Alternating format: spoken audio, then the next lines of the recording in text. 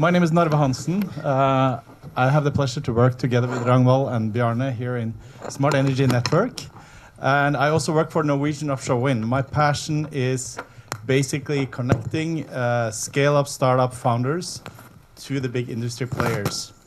And like you heard, it's very hard to drive innovation as a startup here in Norway or in the Nordics in general. And I think it is because we have plenty of money. We're doing quite well. There is not the need for urgency. And if you look at the stats, and I think most of you know, in 2013 we had globally 39 unicorns with a 1 billion evaluation, right? Last year we had about 1,384 unicorns, okay?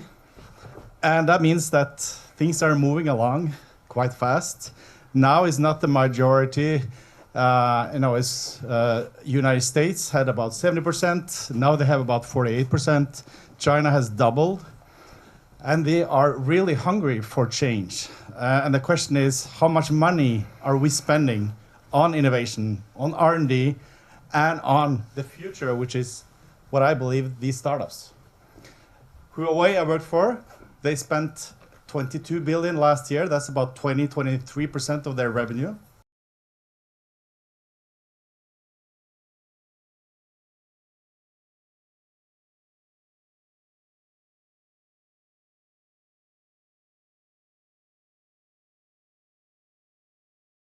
Actually to be able to reach those companies, those startups, those founders, not just here in Norway, but globally, and challenge them with the problems, either an internal problem that you know you cannot solve, or a bigger problem that you know you have to work together with other companies in order to solve.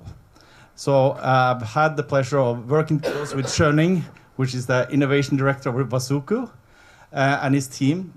And we managed to do over 8 challenges with the big developers in Norwegian Offshore Wind, Equinor, Ørsted, Hafslund, Fred Olsen, and so on, and Energy, of course. And it's been quite an interesting ride. We have now 300 companies that's registered into our platform globally, and there's going to be more to come. Being part of that, I think, is super important, and that's why we're so happy to have Schønning here to talk a little bit more about this platform, how it works, and how they've been doing together with us as well. Right. So the word is yours. Thank you. Tusen takk, Narve. Jeg er det her på engelsk, men jeg fra Færøyene. Men når jeg snakker om innovasjon, så det litt lettere på engelsk. Yeah. I got the graveyard shift, so I know like you have children that need to be picked up at 4 o'clock, so I'll hurry up. I was supposed to have 20 minutes, now I have like 10. So anyway, so I come from this company called WAZOKU, as Narve mentioned. I just want to start off with this slide here. So I read an article a year ago in Forbes about Fortune 500 companies. They did a research and it said that 50 years ago, the average life expectancy of a Fortune 500 company was 75 years. Can anyone guess what it was last year when I read this article? 15. Have you read the article? It is 15, that's right. So it's only 15 years, right? And it's decreasing. And only 12% of the companies on the Fortune 500 list 50 years ago exist today. Yeah. So my point is that there's a lot of change happening. We heard that today, AI, we have geopolitical risk, we have all these things that are happening in this world, right? And if you don't innovate as a business, you're out of business. Yeah. A flatmate of mine a few years in London, he worked in a translation agency. They bring together experts to translate legal documents and so on, right?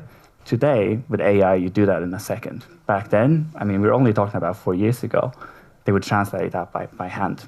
And you can see the number of employees in that business have decreased 20%. So the new technology is really disrupting so many markets, and that's just one example. How many of you were in Eindhoven? You were there, yeah. Got a few people that were on a study trip to Eindhoven with Smart Energy Network. Super good event.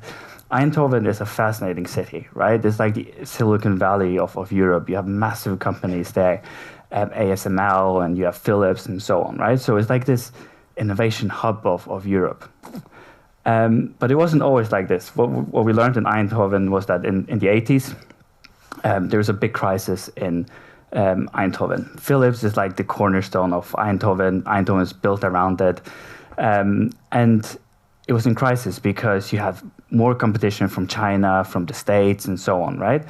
And Philips had like this traditional innovation model, right? They innovated in silos. You had people walk into their building and then the gates would close and then you had experts sitting there and, everything was very secret. Anyways, that meant that innovation was lacking behind countries like China and so on.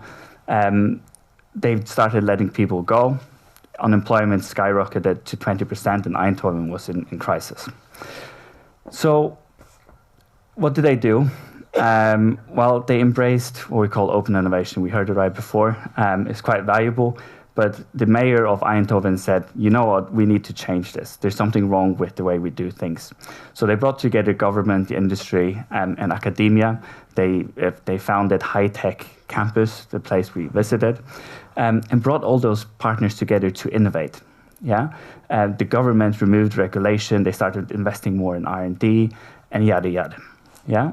Today, Eindhoven is one of, it's again, the Silicon Valley of Europe. You have massive companies. ASML is the second most valuable company after Novo Nordisk in Europe. You have Philips, and you have so many startups, right? They're producing solar panels and all this. So the open innovation really worked for Eindhoven, yeah? And what this guy says, Bill Joyce, the founder of Sun Systems, he said, look, the smart people, they don't work for Statsnet or Statskraft or Equinor. You have many super smart people, don't get me wrong, but there's so many people out there that have good ideas, yeah? And open innovation allows you to tap into that talent. What I also found interesting in Eindhoven was that he said, Bert Jan, one of the guys there, he said only 1% of all ideas that they produce in high-tech campus, they make it to market. And only 3% of patents are applied. Yeah, only 3%. So it's super, super, super small. Imagine if we could increase that a little bit. We did a research at WAZOKU across our client base. So we work with many big companies, Fortune 500 companies and so on, right? And we asked them, when you have a problem to solve, how many people do you involve? And it was only a handful of people, and typically the R&D team and the engineers and so on. If you calculate that as a proportion of the total human capital in those businesses, it was only 0.05%. So just a tiny fraction. Also, we see in businesses that they have fragmented systems, they have offices all across the globe, there isn't collaboration across those borders, data isn't centralized, and so on. Yes, AI will help with some of that, but it won't solve all these problems, right? So businesses are typically very, very fragmented. So innovation happens in silos, just like it did in Philips back in the days. This is my CEO, Simon. Basically, we exist to change that. That's our aim, right? We really believe that innovation is everyone's role. Every single one of us are innovators. If you look at a business, if we pull everyone together to solve problems, I guarantee you that we will solve those problems in a better way and also in a quicker way. So bringing people ideas and connecting them to problems is key to innovation. And that's our motto here, WAZOKU Total Innovation. We have a platform that pulls all that together. But what's also super cool is that we have about 700,000 people registered on our platform. So we're talking about researchers and scientists and people from academia. It's a business that spun out of Eli Lilly in the US, the pharmaceutical, when they started looking at open innovation 20 years ago. So we're a small business, 100 people or so, based in London, but we have about 700,000 people that we can reach out to as well. So we're one of the world's biggest organizations as well.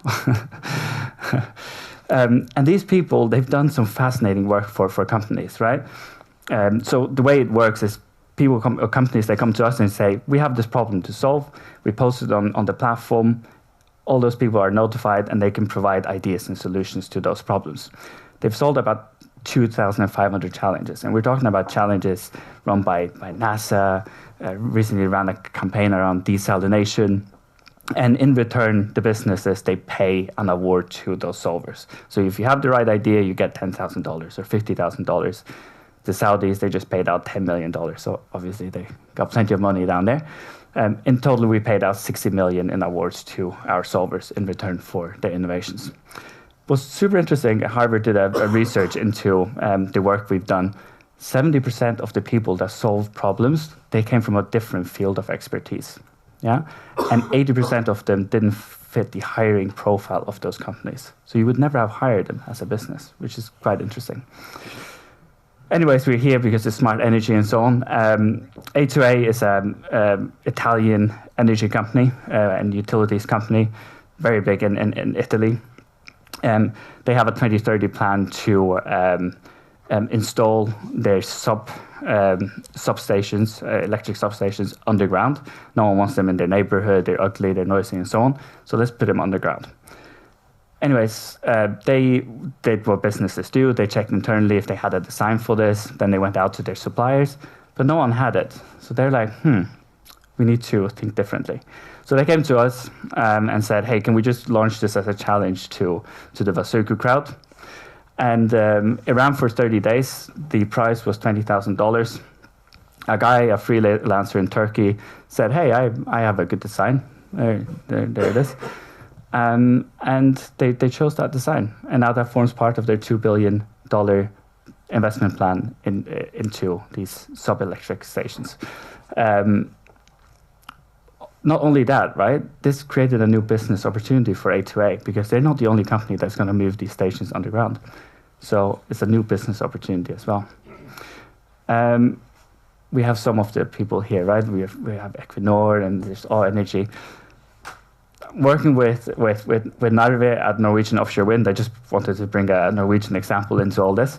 Norwegian Offshore Wind is doing something similar that Eindhoven did in the 80s, right? They're bringing together industry partners, academia, and also the WAZOKU crowd, our 700,000 people, to innovate in the floating wind sector, right? Because if we don't solve some of the key challenges in this industry, then the industry is going to die, and then all of us are losers. So we're bringing everyone together to collaborate. And we've been running some super interesting challenges. I love the example of Equinor. They ran a challenge about, I'm not sure if it's that one, but they ran a challenge about how can we better maintain these floating windmills. They crack and then there's rust and so on. How can we detect that? And I was sitting in the pitch competition, and one of the startups was a company that does cancer research. They also build sensors to detect cancer cells. I mean, what's the connection between that and floating offshore wind? But there was a connection because those sensors, you can apply it to the windmills and they can detect rust and cracks. So creating that, like that's luck, just like with the Turkish freelancer and A2A in Italy. So can we engineer serendipity? And I think open innovation really can engineer that, right? When you do open up your problems to the world on an open innovation platform, you can create those random encounters just like we saw in these examples. So my message to everyone here is that instead of innovating in silos, all these problems that we heard about today, about the problems in the grid and so on, just put it out there, right? There's someone who's going to have a solution to it. So that was it. Thank you.